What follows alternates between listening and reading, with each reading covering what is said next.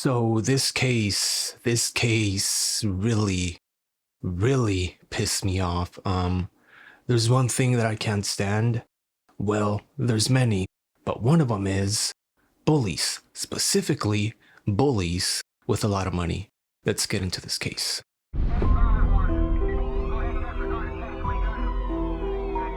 October 28th, 2023, in Queen Creek, Arizona.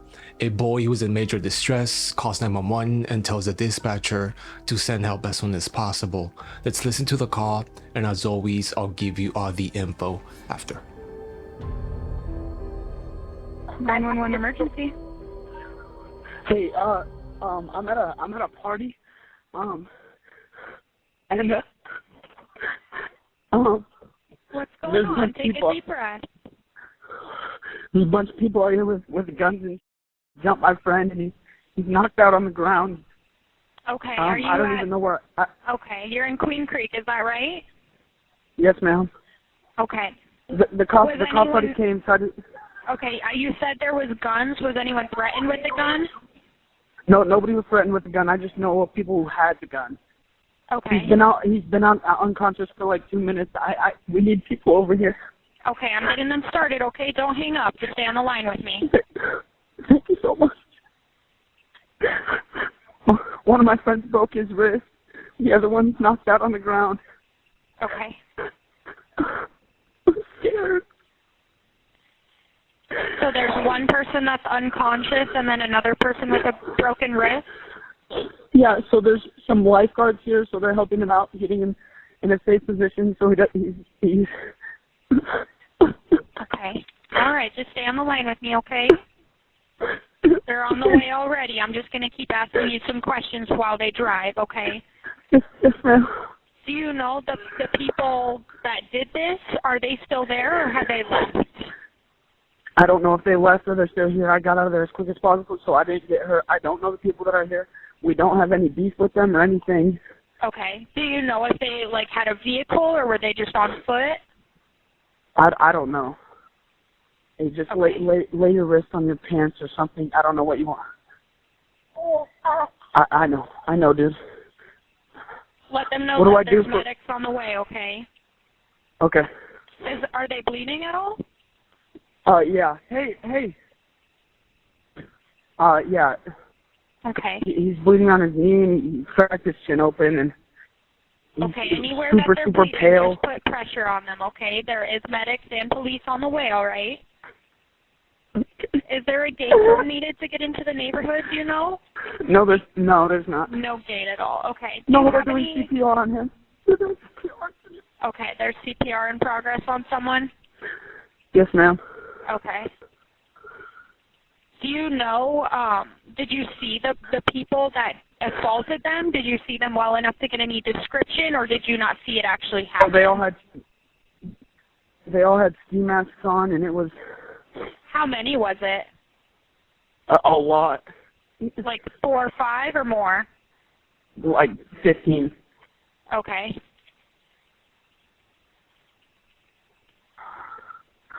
Okay. Are people on the way? They're on the way, I promise. I didn't get here fast. I did not want my friend to die. That's okay. They're going lights and sirens as fast as they can, okay? So me asking questions isn't slowing them down.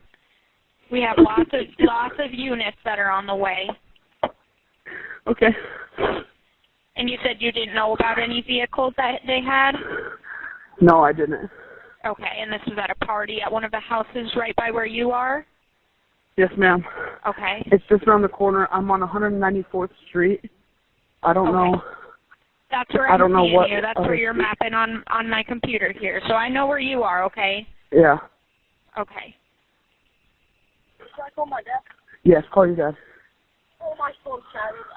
My phone's shattered. My God, dude. Are they still doing CPR on someone right now?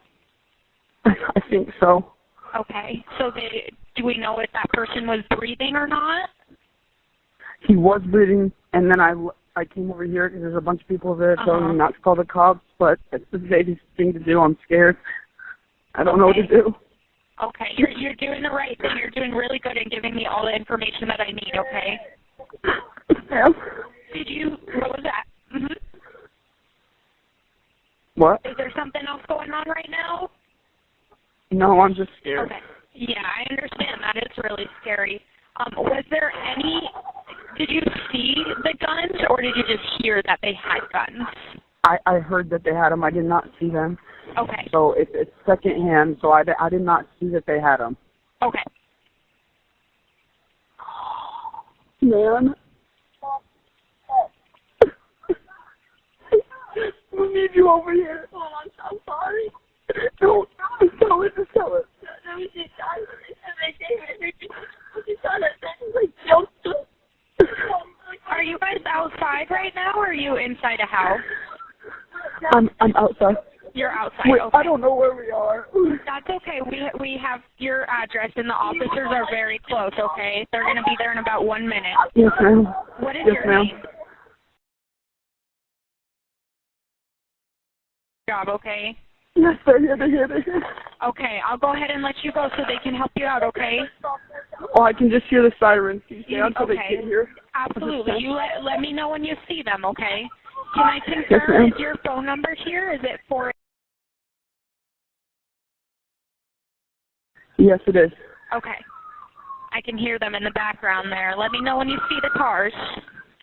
I got you. There's people pulled up behind me, so I'm getting in the truck. Okay. I don't know who they are.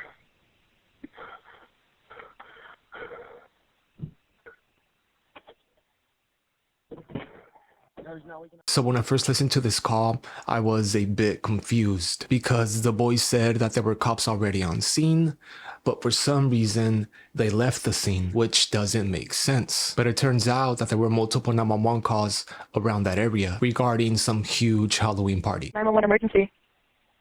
Well, I don't know if there's much emergency, but trying to get a hold of the police. There's a whole bunch of, there must be 30 cars out in front of our house and the neighbors. A bunch of teenage kids doing all, I don't know, they're all running around. I don't know what they're doing, but. So we do have officers in the area right now. It's been a large party. Officers are there on the streets trying to take care of it. 911 emergency. Can we please get an officer at the corner of 197th Place and Via Commons? There has got to be at least 250 kids here. They're walking the streets. We're not used to this. I'm not used to this in my neighborhood for being here 25 years. There's too many cars. These kids are going to hit each other. Someone's going to get hurt. Please. Hi, yes. So there's a big party going on in my neighborhood with a bunch of teenage kids up and down the street, and they're getting high. Yeah, there's a huge party going on somewhere. I'm not even sure which house, but there's cars all over, teenagers up and down the street, which normally it doesn't bother me at all. I'm all about them having a good time. But when they're banging on my car and taking up the whole road and not letting me through and acting like that and swearing, I 100% agree with you, but how long ago was that?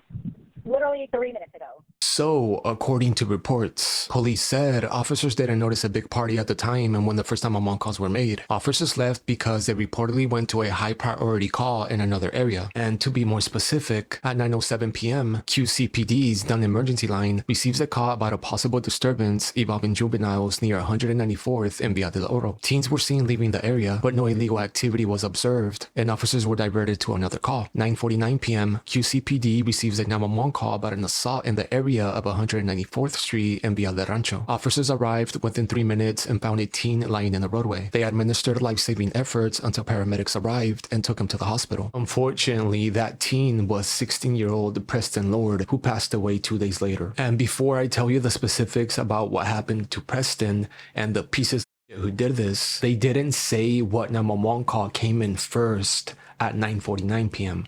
Let me explain. There's another 911 call that I found regarding the same incident. No fucking way. What are you doing? The subject that was assaulted, they're saying he's not breathing. Okay. Caller, are you on the line? Yes, ma'am. You have somebody who's not breathing? Yes, but he's not breathing. But we do CPR right. Okay, thank you. Say it again? We do have a lot of help on the way, okay? How old is the patient? About like 17-ish, young kid. Okay. Are you able to do CPR if you want to do it? Oh, there's a bunch of certified lifeguards. There's a bunch of certified lifeguards right now. We all know how to do CPR. Okay, CPR is in progress? Yes. Okay. And how long have they been not breathing for? Say it again? How long have they not been breathing for? We just, like 2-3 minutes ago, since we called you.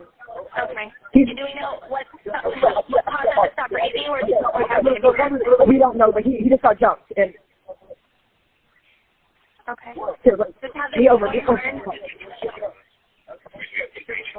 have them continue. Heart and fast on the center of his chest. Yes, yeah, sir. So I don't know if that was a separate 911 call or part of the same call that we heard in the beginning. Anyway, just thought it was important to note because there was 2 911 calls regarding this case, not one. Hey everyone, I need to step in because I made a mistake. What I meant to say is it seems like there was 2 911 calls regarding this case, not one. And upon further research, let me pick you guys up. I'm actually editing right now. So I luckily managed to find this news article, and there were actually 5 911 calls regarding this incident. And like I mentioned earlier, the first one was placed at 9:49 p.m., which was from the boy, or the teen rather, and the one that you just heard was placed somewhere around here.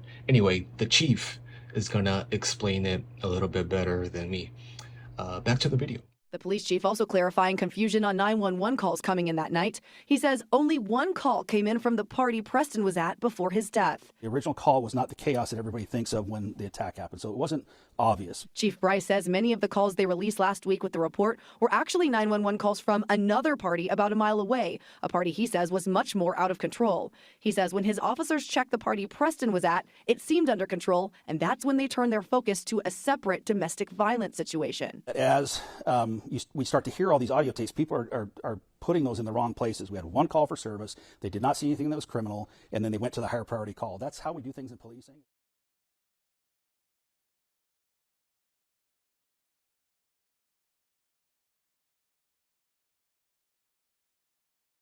Okay, so now moving on onto what happened to Preston. So a fight over a gold chain was what led up to the deadly encounter. The gold chain belonged to one of Preston's friends and was taken on the same night as the deadly attack. They tried to get it back and a confrontation ensued between the 2 groups. Preston and his friends though decided to back off and run away, but were chased, and that's when the attack occurred. And prosecutors in this case said the following, which I completely agree with. Prosecutors described the stealing of the necklace as a catalyst for a sequence of events. They said it was not the motive for the attack. Why? Well, because the idiots who did this have ties to the so-called Gilbert Goons, a gang of wealthy kids who have been terrorizing the area. And again, to be more specific, for more than a year, goons have carried out assaults on teenagers in the Southeast Valley, allegedly recording attacks they perpetrated in parks, parking garages, outside fast food places, and house parties.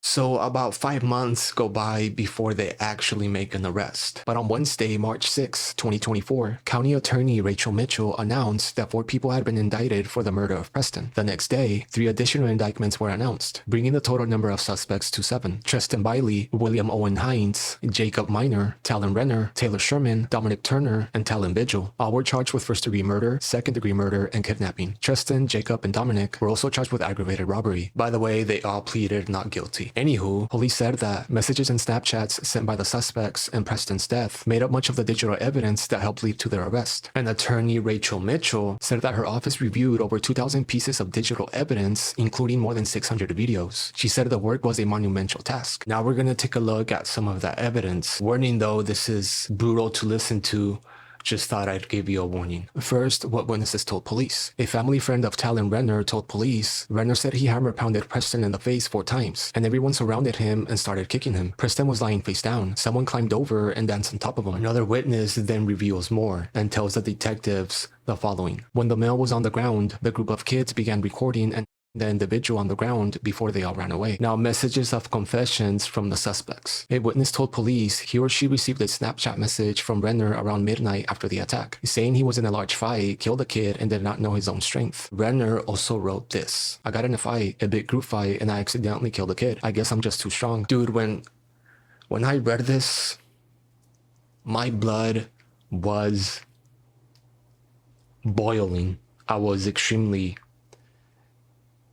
aggravated and pissed off. Anyway, now a message thread after Preston's death. 2 days after the attack, the police report shows a redacted text conversation. One person said, "Bro, that kid died," and someone responds, "I've known D-Money for so long, about 7 years." By the way, D-Money is Dominic Turner, who was also the one that took the chain from one of Preston's friends. Moving along, the next day on Halloween, someone wrote, "Trustee or Talon might be getting charged with murder." That discussion went on to say, Bailey kicked Preston Lord and that the police have their info. All of the messages were reportedly shared with Renner's football team. The report said, Renner has videos of the attack on his cell phone and he showed that video to his football team and bragged about it. It was then reported Renner said, "Oh, I put this kid on life support." And it gets worse. Even after Renner bragged to the whole football team about what he had done, he was still allowed to play. Also, even after police served him with a warrant at his charter high school, he was still allowed to keep on playing. He was a running back for the American Leadership Academy in Gilbert on November 17th and was awarded Player of the Game. Again, he was awarded Player of the Game after committing murder and bragging about it to the whole team. And the coach, Randy Reisdorf, was later fired for allowing Renner to play. They fired the campus athletic director and head football coach Randy Reisdorf due to practical and philosophical differences about this. Your call has been forwarded to voicemail. We reached out to Reisdorf Thursday to ask his response to this news statement and what went into the decision to play Talon Renner that night, but we didn't get a call back. The Queen Creek Police report says an attorney told the Renners Talon would, quote, get off and not get in trouble because of the amount of kids that were said to be involved. We asked the Queen Creek Police Chief about that earlier this week. And I'm very confident in the county attorney and taking this to the end zone, really making a difference in this. So. That Queen Creek Police report also talked about the Renner family making a $10,000 donation to ALA to keep Talon from being expelled. In the statement today, ALA says they have never received or accepted a $10,000 donation or any donation from the Renner family or any of their family businesses. All suspects in the murder of Preston Lord, including Talon Renner, have pleaded not guilty to first-degree murder. Oh, and by the way, it keeps on getting worse. Renner's parents are also being accused of trying to help cover up his involvement in the murder. His parents pulled him out of school on October 31st, just 3 days after the killing. They told the school that he was being called a murderer all over campus and on social media, and he did not want to attend school. And Travis Renner, the father, allegedly tried to hide evidence from the night of the beating and shift blame to another boy with a similar name. Ashley Reynolds, who worked for Travis Renner, has claimed she was an unwilling participant in a cover-up that allegedly began as soon as Preston was critically injured. What was your reaction to all of this? I was torn up inside. That for one, I didn't even get an opportunity to choose whether I wanted to be involved in this. I was just expected to be involved in this, and it hurt me a lot. We had employees coming to me asking me. It was very traumatizing knowing that somebody had passed away at the hands of, and that they were going to, support him and not turn him in and not talk. I have boys of my own. They're younger, but I could imagine being a mom, losing a son, and having people out there knowing what happened and not coming forward. If you had to tell the Lord family anything, what would you say today? I'm so sorry this happened to Preston. As a mother and a Gilbert local, I couldn't imagine the hurt you're going through. And I lost all too well myself. I've lost my family and my sister and my mom and dad. I couldn't imagine losing a child. I have children myself, and they are my heartbeats. They're my livelihood. And I'm doing everything I can to make sure that my truth gets to the right people, that something can finally be done, steps can finally be taken, and justice can finally be served. And that is what I am. What I'm trying to do now is trying to make sure that, this doesn't get lost in the shuffle. I want to make sure that people know what information I was given, and it's pretty serious in nature. The former employee at Relentless Media Agency told Arizona Republic that her bosses, Travis and Adam Kiefer, CEO of Relentless Media Agency, openly discussed their plans to hide evidence and shift blame on another boy with a similar name. Travis and his business partner reportedly plotted to bring Renner to a cabin until the injuries he sustained healed. Detectives recorded that Renner's family had financial means to aid in fleeing to Mexico, and he was taken out of the Phoenix area after the attack on Preston. But by November 6, he returns back to school. He was approached by detectives and took his cell phone, photographs, and DNA. By then, his parents already assigned him a lawyer and ordered Renner not to speak. His parents, by the way, are millionaires and own a gym, which is called Orange Theory Fitness. And a former stepmom of Renner, Laurie Spiker, said this. Travis talks down on police and brags about how he can buy their kids out of trouble. Travis was also arrested back in January on suspicion of drug possession and paraphernalia charges. And his other son, Kyler, is said to be a violent bully too, who's been charged in connection with 2 separate gang attacks at a parking garage and at a house party in 2022. By the way, Travis Renner has not been charged with the alleged cover-up attempt. Talon Renner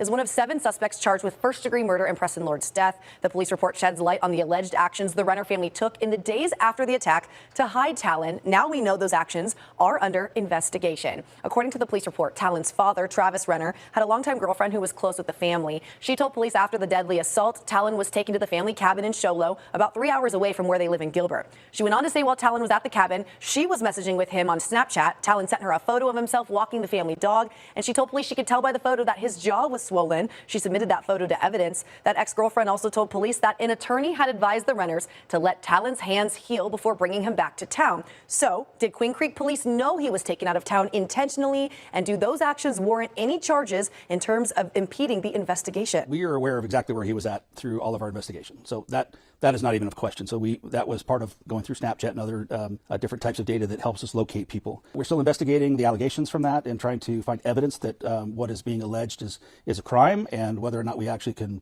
find a probable cause and whether we can prove it. So too early to say much more about it than that. The police chief told Arizona's family today he is confident they have enough evidence for convictions with the charges against the 7, including Talon Renner. And it was tense. We were talking about the victim's family, Preston Lord's stepmother in attendance, who has been so outspoken, showed so much support following the months after her stepson's death. But there was also suspect family members. So this was a pretty small courtroom, guys, and the suspects' families, the victims' families, just sitting feet away from each other. But you mentioned it, all 6 pled not guilty. Oh boy, what a case. Like I mentioned earlier, this one really, I don't know, I guess it just struck a nerve with me.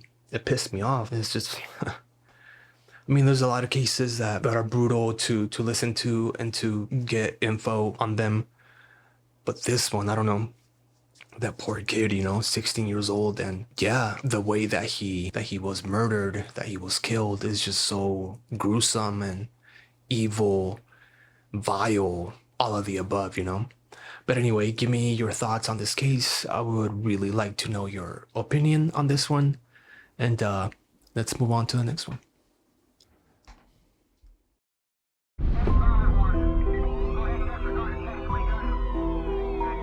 December 28th, 2019 in Concord, North Carolina. A frantic woman calls 911 and tells the dispatcher that there's people shot right outside of the Concord Hills Mall. Let's find out why. Great County 911. 911, hello. Great County Sheriff's Office, what? Hey, yes, sir. We've had a shooting at Concord Hills Mall. We have kids that have been shot outside. Yes. How many patients do you have? I have one I know that's been shot in the arm right now. Okay. It's right outside Dave & Buster's. We're right outside Dave & Buster's. All right, stay on the line with me, man. Stay on the line with me. I'm going to go cover his arm with a towel, sir. Yeah, all right, stay. Like, where are you at the mall? Where are you at the mall? Okay. Ma'am, where are you at the mall?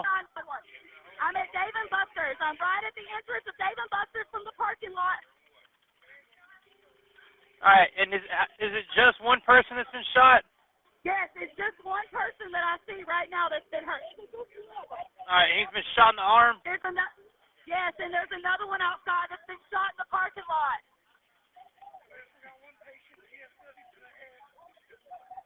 Okay, all right, we've got him on the way to you. Thank you.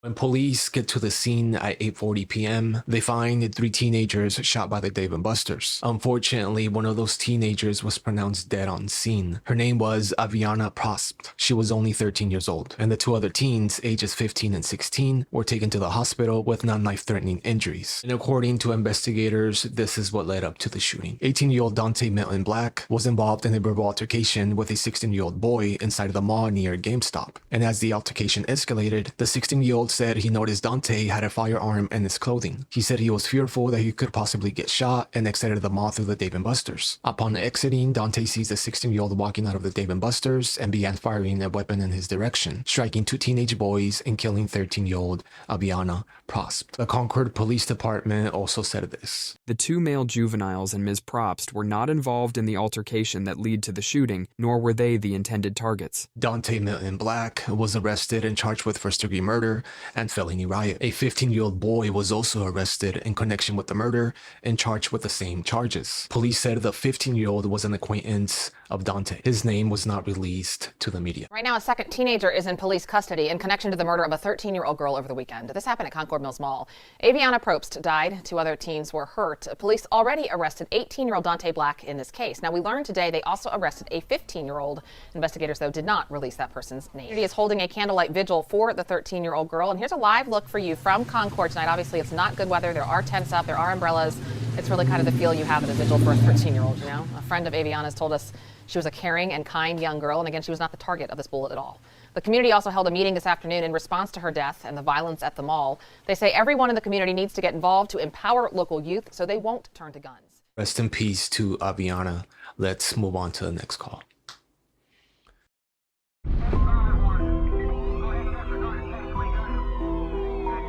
April 30th, 2019 in Charlotte, North Carolina. On this one, we're going to listen to 2 911 calls involving a shooting that happened in Kennedy Hall at the UNC Charlotte campus. Let's listen to the calls. Charlotte 911, do you need police, fire, or medic? I need police. Okay, I was in Kennedy. What's the address? Kennedy Hall, UNC Charlotte. There is someone shooting. Okay, where are they? Last time I saw them, they were in Kennedy Hall. I believe they've moved to the library. He has a... Sorry, one second. Okay, is he... Sir, is he some sort. Sir, is he probably Glock 17 or 34. Sir, is he Black, Hispanic, or Asian? I can't tell. I believe he is white. He had brown hair with wearing a black shirt. He ran into the classroom. I was in there. Black shirt, and what was he armed with? Was it a long gun, short gun? It was a pistol, I believe a Glock 17 or 34.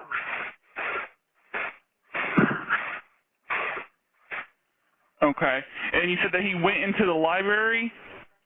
I'm not sure if he went into the library. He's either in Kennedy Hall or the library building. Okay. Is anybody injured? Do you see anybody shot? I couldn't tell. However, he was pretty close to some people on the far side of the room. Okay. So it's pretty likely that he hit somebody. Okay, sir. Are you injured at all? Do you need medic? No.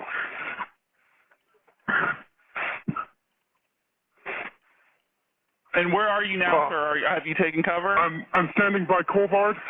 2 police officers just arrived. Okay. Oh. There's a lot of officers, medic, and fire coming out there, okay? All right. Just stay where you're covered and do not come out. Understood. Okay? All right. Have a good night. Charlotte 911, do you need police, fire, or medic? Well, I have a question. I'm a UNC Charlotte student, and I'm getting texts from a friend of mine that there's a shooter on campus and that she's hiding in a closet and she doesn't know what to do. I'm calling on her behalf. Okay, do you know what building she's in or anything like that? She's in Levine Hall, or actually, I think she's in Levine Hall. Let me double check. Is she able to call 911? I don't think so. Okay. I need an address or a building number or something that she's in so that we can put in an attempt to locate call so that they can go in and get her. Okay. I'm almost positive she's in Levine Hall. I just asked her, just hang on one moment, please. I think she'll text back in just a second.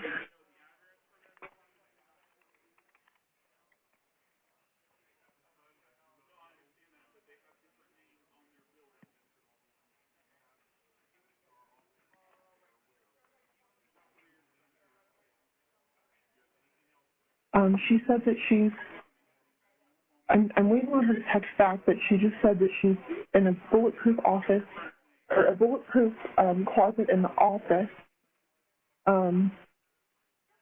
You said the name of the building is Levine Hall? Levine Hall, yes. Can you spell that for me? I'm having a little bit of trouble finding it. It's Levine. Okay, I'm not seeing that as one of my options for a building there. Do you know if it's like Levine Hall of a certain building or just? It's just called it's called Levine Hall. The address is 9201 University City Boulevard.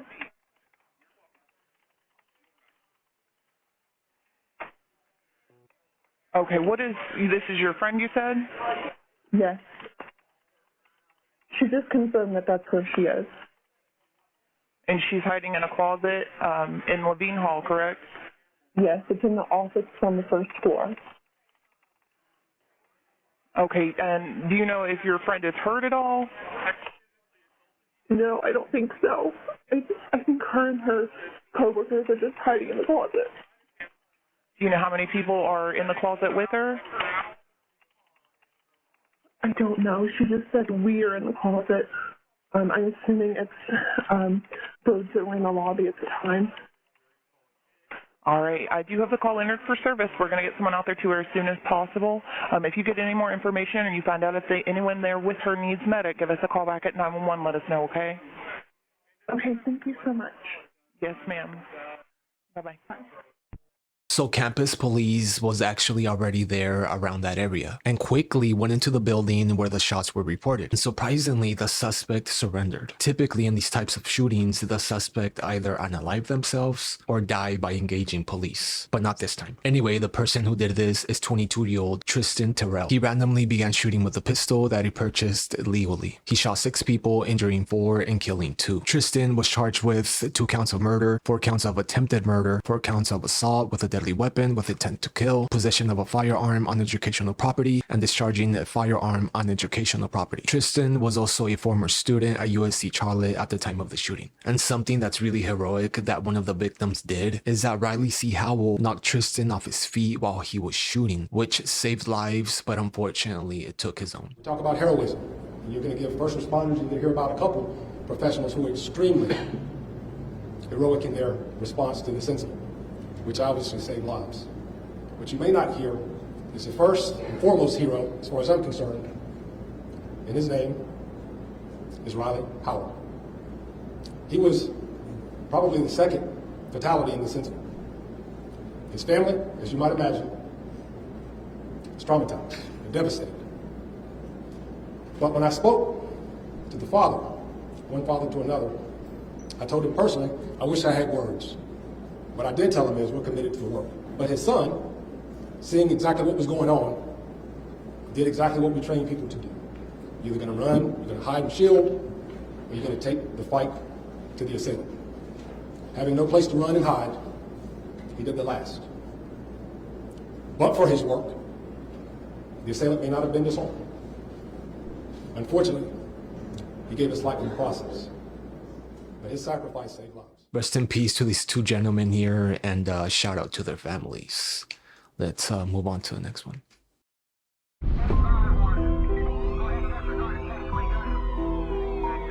March 2024 in Leesburg, Florida. We're gonna listen to a couple of 911 calls that involve this incident. Listen for yourselves. Tie something around his arm. What is the address of the emergency? It's right behind. Okay. And is this regarding a gator attack? Yes, he took his hand off. Oh, no. Okay. Well, we've already got help on the way. Tell me again the name of the golf course. Hand is... Oh, that hand is gone. All right. If you would send somebody out to just to wave us down when we get there, okay? And make sure everybody's safe, all right? All right. Thank you, ma'am. Bye. His hand... What is the address of the remote? What is the address of the emergency? Say that again? I have your phone number. Yes. Tell me exactly what happened. There's a gator attacking a man in my backyard. Yes, ma'am. Some people now have stopped in their golf cart. Ron, what do you see? You see the gator in the water. What about the guy? I thought it was a woman, but I don't know. It sounded like a guy. The gator's not biting anything, so I don't see the... Are you with the patient now? There it is. He's just got his hand screwed up and he's got blood on his shirt. He's walking around. Okay, the guy's walking around with blood on his hand. Understood. said the gator got back in the, I guess he got away from him. He was rolling around with the gator. Okay. How old is he? Ron, do you know how old the man is? I'm in my lanai. It's right behind my house. Yes, ma'am. He's got black hair, so he's not a senior citizen like most of us. And other people are making phone calls. So, I don't know if you're getting any other calls or not. Not at the moment. About how old would you say he is? About how old would you say? Are you sending anyone yet? Yes, ma'am. We do have units on the way already. These questions aren't slowing them down. Good. Oh, okay. I'm just shaking. I understand. About how old would you say he is? Ron, do you know how old he is? I'm low vision. I can't see from here. He's got black hair. That's all I can say. Okay. Was he awake? Yes. Was he breathing? Yes.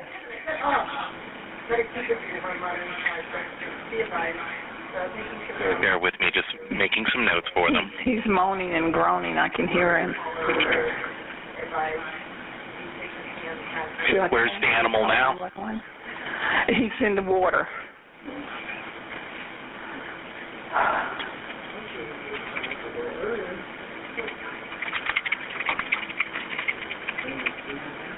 Is there any serious bleeding? Yes, well, I don't know if it's serious or not, but he's bleeding. Does it appear to be spurting or pouring? I can't tell from where I am. Understood.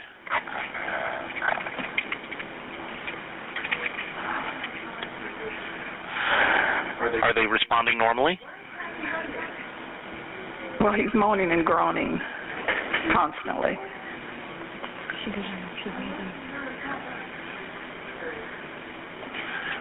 I'm not hearing any sirens. We're near a fire department, a fire station. Yes, ma'am. We do have our two closest units coming as quickly as they can.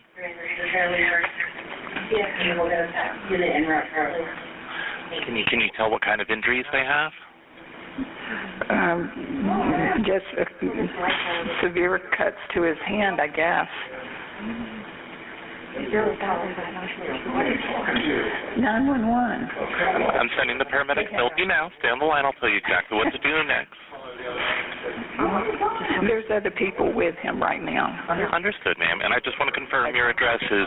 Yes, All right. and it's right behind the house. Okay. We do have units on the way. If you could just make sure the gentleman is aware that we're on the way. Okay. And if you need help or anything else changes or happens, let us know. But we do have units on the way. Okay, thank you. You're welcome, ma'am. Bye-bye. Bye-bye. Okay.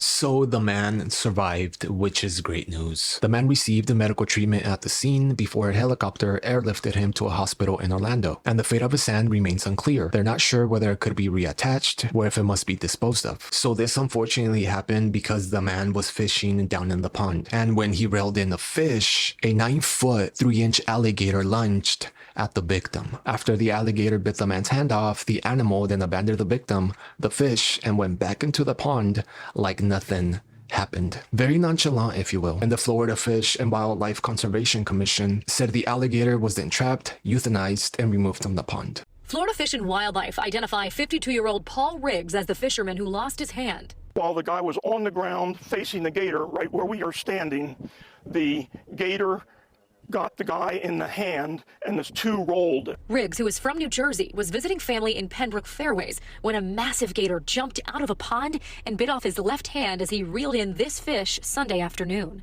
That's something an alligator or crocodilian uses to remove something or to tear a piece off of something.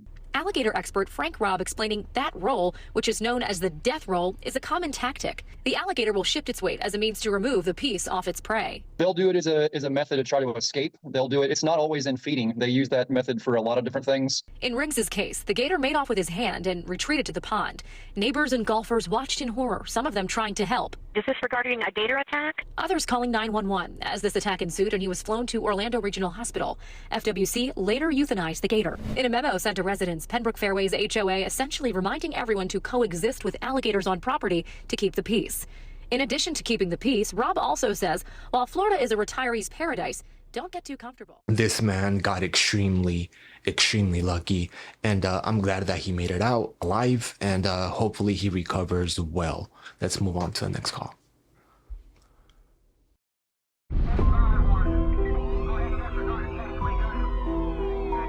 February 20th, 2024, in Lauderdale by the Sea, Florida. So this 911 call that we're about to listen to has a really brutal and extremely sad aftermath. If you want to skip it, feel free to do so. Anyway, let's listen to the call and I'll give you all the info after. I'm on the beach in front of High Noon, and there's a child that they're trying to get out. There's a bunch of people trying to dig. Okay. You're on the beach where? High Noon at Lauderdale by the Sea. Okay, tell me exactly what happened. The beach right in front of High Noon. Okay, tell me exactly what happened. The father started yelling for help. That his child is caught in a hole in the sand. They were digging. Child is caught in a hole? You mean? Okay, stay on the line. I can't hear you. Stay on the line. I am. Okay. The mom's yelling, my daughter's in there. The call has been entered. Just stay on the line with me. Okay. Everybody's screaming. And just to confirm, they're trapped in the sand. Is that correct? Yes. Okay.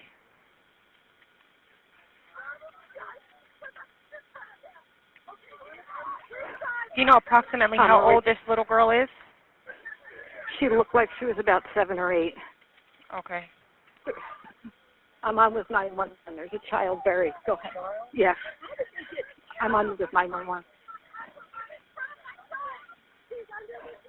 Okay. They have not gotten the child out.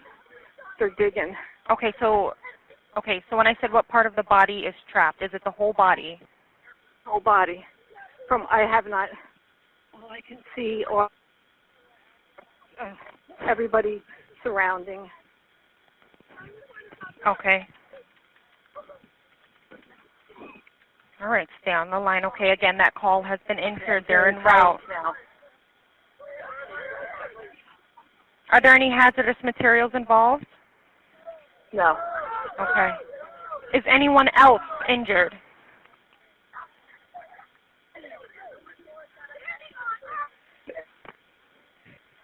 Anyone else injured? I think there's just one.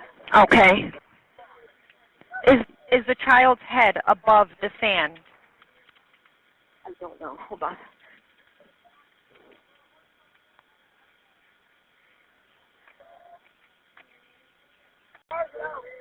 I can't see. They're just digging with buckets.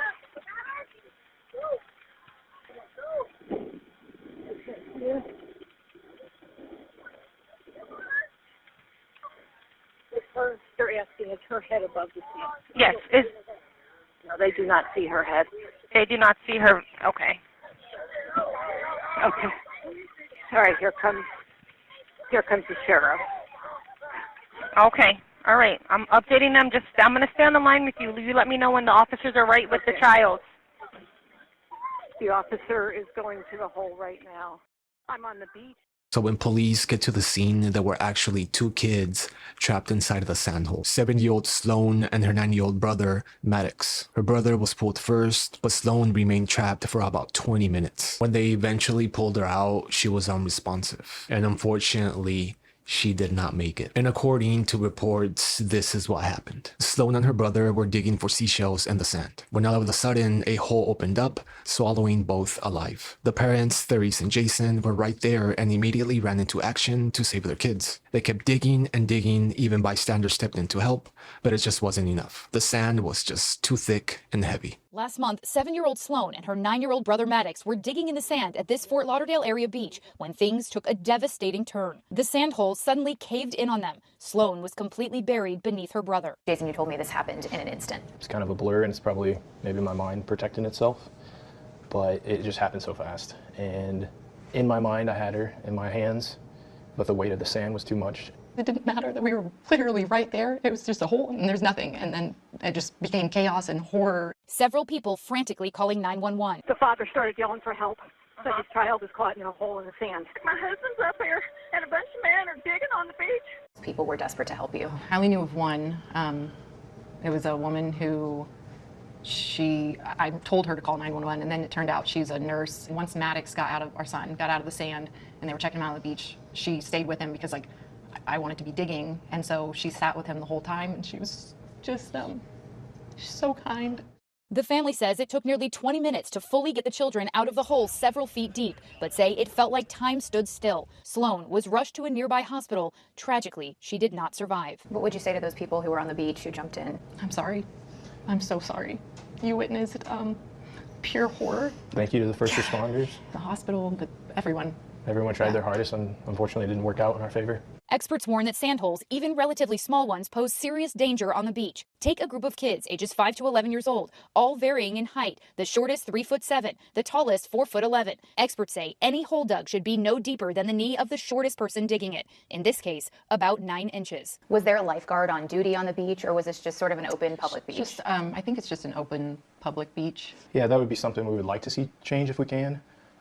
Again, we don't place any blame on Lauderdale by the Sea. In a statement to ABC News, the town of Lauderdale by the Sea says that they are developing a national safety campaign, telling us we will share it with as many coastal communities as possible to help prevent another unimaginable tragedy. We're also discussing how we monitor our beach, a local ordinance to ban digging on our beach, and the best way to honor Sloan. Life is all about love, and it's about kisses and hugs and songs. Now the Mattingleys remembering their bright and vivacious daughter who loved unicorns and Taylor Swift. How do you want Precious Sloan to be remembered? As a beam of light, joy. She just lived life. She would come out in the morning and she would fist pump right out of bed. Come out and just. She'd always be so happy. She wasn't into like the big, like take me to Disney. She was like, just come dance with me in the living room. And so we did. Rest in peace to Sloan. Again, only 7 years old. I can't even imagine what the parents are going through. And yeah, they were right there, and they couldn't save their child, man. God, that must be so painful. Again, that's just I have no words, man. Like, how do you come back from that, and how do you recover from that? I don't think you ever do. Gosh, it's just so sad. But yeah, my best wishes and love to everyone involved, the parents, the little brother, Maddox, and Sloan. Yeah, let's move on to the next call.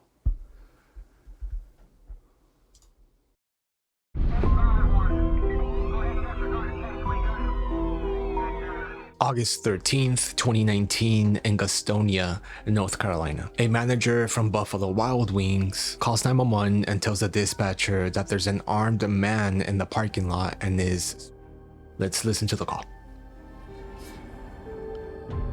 Gaston County 911, quote, what's the address? Yeah, hey, how you doing? 422 Top Road, Buffalo Wild Wings. We got a guy out here with a gun. He seems a little unstable. I need a cop out here now. He's sitting out here in the parking lot in his car with the gun, cop, and everything. You're not going out there. Nobody's going outside. Yes, he's outside right now. Is he outside a car? Just relax. Yes, he is, honey. He's crying. Just relax. I got him coming. Come back in here. Come back in here. Come back in here. Hey, tell him to come back in here. Tell him to come back up in here. Are you a manager or something? Yes, I am. Yes, I am. But I need someone here now, like right now. You can't go outside. I can't let anybody else outside. Sir, I just put the call and we're getting people dispatched. What's your name? What is it? What does the man look like? He's a white male, maybe about 5'10", 5'11". What's he got on? 23, 24. He's sitting in his car crying. I don't know what he has on. When I walked up on him and I asked him, did he want to have a conversation? He said no, and he had the gun to his chest. So I don't know if he shoot himself or he's going to shoot someone. I don't know what's going on. Somebody has to get over here now, like right now. Sir, they have to drive to you. I'm giving the information as fast as I can. We have to get somebody in the area. What type of car is he in? He's in a BMW. What color? Looks like gray. Left, right, gray. Where is the car parked?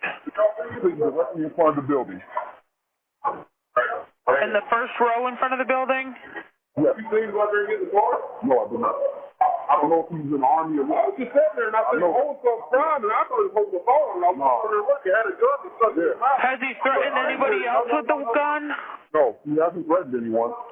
His sister was just crying at the table, and we asked her what was happening, and she's like, our brother went out there to get a gun. And I don't know what's going on with him. She won't talk. She said he's okay. It's just one of those nights, he said. Okay, so has he said that he wanted to shoot himself, or he's just sitting in the car with the gun to his mouth? One of the customers came in, they said he had the gun in his mouth. Where the doctor go? He went back that way. Is the car still there? Yes, it is. I have a direct line of sight on the car. Direct line of sight.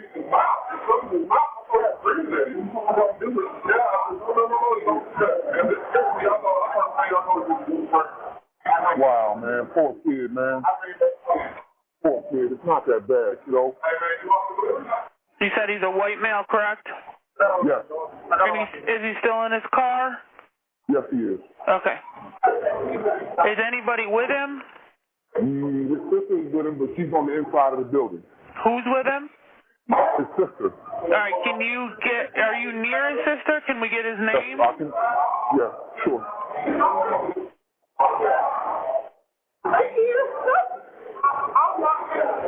What's his name, honey?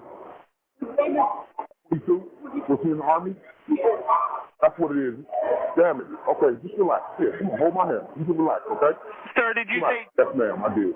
Okay, can you ask her what his birthday is? What's his birthday, honey? Okay, did she know why he's doing this? Like, what, did he say anything to her? She wants to know what happened. I'm thinking PTSD. It has to be.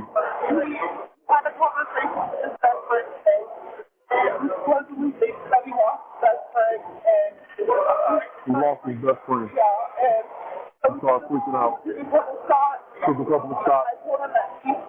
He said that he should slow down. He needs to slow down and not drink. He started freaking out, and then he walked out and got in the car and said he was going to get his gun. Has he been drinking? Yeah. How many shots did he have? 4 or 5 shots. Of what? 4 or 5 shots. It looks like he was tequila, gin, or vodka. Okay. Okay, we have officer getting ready to pull up, and we have other officers en route as well. Everybody, there's nobody outside, correct? Nobody's outside. The doors are locked in the building. We're on lockdown right now. Okay, do you see the officer outside? I do not, dear. I do not. Not as of yet. Not as of yet. Okay, there is there should be an officer in the parking lot. Not just yet. Oh, right here. Yeah, he's now. He is now. Okay, and then he is now. They're out here now. Yeah. Okay. That's me. All right, dear. All right, I'm gonna let you go. Just. So when police get to the scene at the parking lot of the Buffalo Wild Wings, Officer Maurice Taylor III ordered 22-year-old James Roberts Jr. to put down his weapon multiple times. But instead, James got out of his car and repeatedly threatened to shoot the officer. And when James raised his weapon, that's when Officer Maurice fired his gun. The 22-year-old actually survived. And after he recovered from his injuries, he was not given any jail time, but instead 2.5 years of supervised probation along with mental health treatment. This happened in a Buffalo Wild Wings parking lot last year. We first told you about this story back in August when a police officer shot James Roberts after he ordered Roberts to drop the gun dozens of times. WCNC Charlotte's Brandon Goldner's been covering this story since it happened. He's live from the restaurant where it happened. And Brandon, you learned new details about the moments leading up to the shooting, correct? That's right, Bill. One of the more eye-popping revelations before he got shot in this parking lot. According to prosecutors, Roberts asked the officer whether he had a family and then said he would shoot the officer's family. This is the first time we're getting a look at the man who Gastonia police say put one of its officers and a restaurant full of customers in danger. James Roberts got into an argument with family members during dinner before he went outside to his car and pulled out a gun. Keith Collins spotted Roberts as he left the restaurant. And when he seen me, he stuck the gun in his... Then I started screaming at him. I said, no, don't do that. District Attorney Locke Bell says body camera video shows a Gastonia police officer screaming at Roberts to put his gun down at least 20 times. The defendant then asked the officer, do you have family? And he says, I'm going to kill your found it. The defendant said 4 words, and then the defendant started bringing the gun up. Bell says the officer fired his gun and hit Roberts. He says the officer was justified in shooting. Roberts enters an Alford plea today, which means he does not admit to committing a crime, but he acknowledges prosecutors have enough evidence to convince a jury to convict him. But he won't have to spend any more jail time. Instead, he receives 2.5 years of supervised probation so he can get mental health treatment. Defense attorney Matthew Hawkins says Roberts serves in the Texas National Guard, and that night he says Roberts was dealing with a lot of personal issues, and he didn't intend to harm anyone else but himself. I think a sad and emotional situation. Everybody says just very anti-Jimmy, just not what he's about. I'm glad that everyone made it out alive, and I hope that James got the help that he needed. I also couldn't find any info on his friend. Also don't know if his friend was in the military as well. But yeah, I think things could have ended way much worse. But yeah, let's move on to the next call.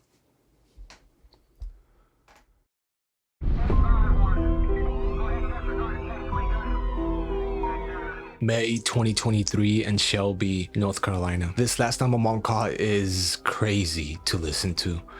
Just listen for yourselves. You're scared. We're going to get you some help, okay? Just stay on the phone with me. Cleveland County 911, what's the address of your emergency? Cleveland, I got a caller on the line. She's being followed by a white truck. The truck is actively shooting at her. I'm trying to get you an updated location of her now. However, Is she on Blacksburg Road? Yes. I was hoping you could pull her up. What kind of car is she in? Ma'am, were you in a white Dodge Charger? Yes, ma'am.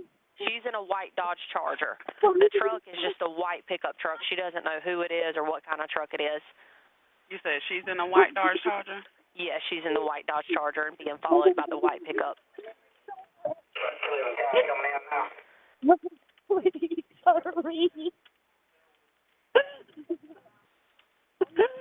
hurry. Please hurry. Okay. They're shooting again. How far are you? Slow down. Just stay on the line with me. It looks like you're coming down South Post Road. Is that right? Yes. Okay, you're coming into Shelby? Yes. We can't slow down. Slow down. Cleveland, just to confirm, you can see her location, correct? Yes, I can. Okay, all right, cool. I just wanted to make sure mine wasn't loading. Baby. Okay, you're fine. You can disconnect. I got it. Ma'am, you still with me? It's gonna be okay. Breathe. Okay. Ma'am, can you hear me? Yes. Is everybody in the car okay? Yes, right now they're still behind us, and now we're having to slow down. There's cars in front of us. Okay, how many people are in the car with you?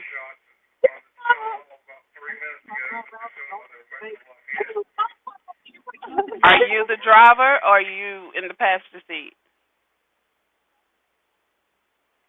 Can you hear me? Hello? Can you hear me? Cleveland County 911, I can see you. I got disconnected, sorry. You're fine, I can see you. You're still coming down Earl Road, okay? Yes. Is that truck still behind you? Yes. Say what? They're shooting again. They're shooting again? Yes. Please hurry. Stay down, please. Is everybody in the car still okay? Yes. Okay. I can see you're coming down Cambridge Drive. Just keep driving, okay? Sorry. We're in a lot of traffic now. We can't stop. Say what? We're coming up on the red light, and we can't stop. Don't stop. Just keep going. Just keep going, she said. Slow down a little bit. Honk your horn through these intersections. Honk your horn. Please hurry. Have you passed through the light yet? Yeah, we went through one. We're about to come up on another one. Okay. On 74. Okay. Slow down. Have you passed the light at Hollyoak Park yet? There should have been a store across from it.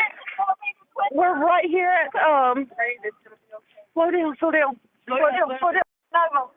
Nova. Are you okay? Sorry. We about wrecked. Sorry. Have you already passed Hollyoak and Earl? Yeah, now we turn left on the 74. I think we might have, they're still back there, but they're not as close. Okay. You made a left at the light? Yes. Yes. We don't know where to turn. Have you passed Cookout? Right. Oh, we passed Cookout, yeah. We passed Oregon. I don't think if I Did you keep straight through the light or did you make a left? Did I keep straight? I don't know. I can't see them now. Slow down, Liv. Slow down, baby. Slow down.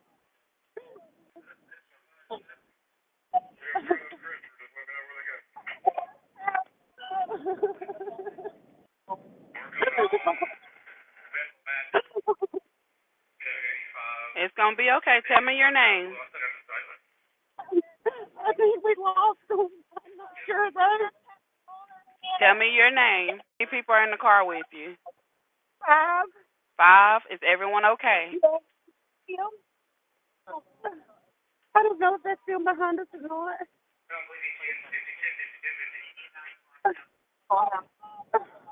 It was a white pickup truck. The lights were like kind of the blue. It looked like a 4-door pickup truck. Okay. White. Slow down a little bit, baby. And they had like, the blue light type. Mm-hmm. Not the yellow, but the blue. Just keep going. Keep going. Keep going. Okay, where are y'all at right now?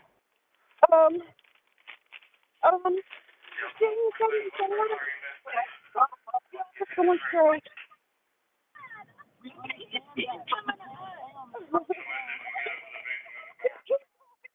Baby, just keep going straight. So thankfully, the people that were being chased and shot are okay. They eventually met up with police and told them what happened. And this is what happened. The incident actually started in Blacksburg, South Carolina. Dispatch received a call at around 12:55 a.m. that a white pickup truck was following the caller's Dodge Charger and shooting at the car in the area of Bridges Road. After the chase reached North Carolina, the 911 call was then transferred to the Cleveland County Dispatch Center at 1:07 a.m. So the deputies from there eventually found the vehicles on Earl Road at Highway 74 and tried to stop the suspects, but the truck fled by running a red light and headed onto Highway 74 West. The white truck managed to lose police, but eventually found it crashed into a house. They said there were 6 males inside of the truck and 3 of them died. 2 of them were 20 years old and the third was 18. This is the aftermath of a chase that started out in Blacksburg, South Carolina and ended at this home on Subtle Street in Shelby, North Carolina. I've never seen bodies before or people die in an accident like this before. I've never witnessed it before in my life. Cherokee County Sheriff's Office say around 1 a.m. Sunday, a person made a call to police saying there was a white pickup truck shooting at them and following their car. After the incident crossed state lines, the Cleveland County Sheriff's Office responded. The chase from police ending here. You can see the path the truck made as it lost control, heading over here to Subtle Street and ending up here in the front yard of this home, crashing into it. You can also see a small memorial that's been started for the 3 people who passed away. Shelby police say 6 males were inside the truck between the ages of 15 to 20 years old. Out of the 6 that were in the truck, 3 died and 3 others were taken to the hospital. Living at this home since 1971, Kenneth Hoskins says this isn't the first time a car has ended up in his yard, but the first time one has crashed into his house. That's the 3rd time a vehicle has run into my yard.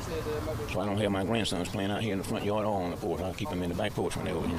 Hoskins says he was home in his bed during the time of the crash.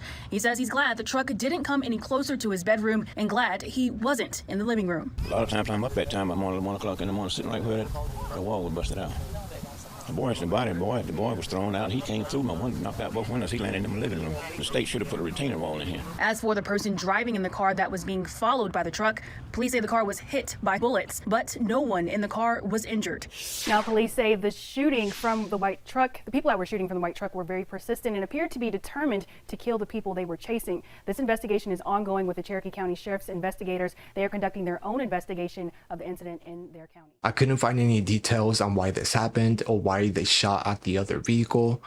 So I'm thinking that maybe it was possibly a road rage incident. Again, maybe. They also didn't say if the suspects knew the victims. Anyway, guys, that's the video. Thank you all so much for watching. Thank you if you're a member of the channel and or a patron. If you want to support me and the channel, there'll be links down below in the description. But yeah, I think that is it.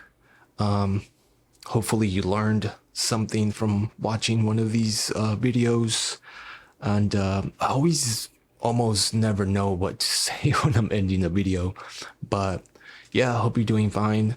I hope that you're taking care of yourself and loving yourself. And yeah, I'll see you guys soon. And as always, be kind, always be kind, and pass it around. It's free.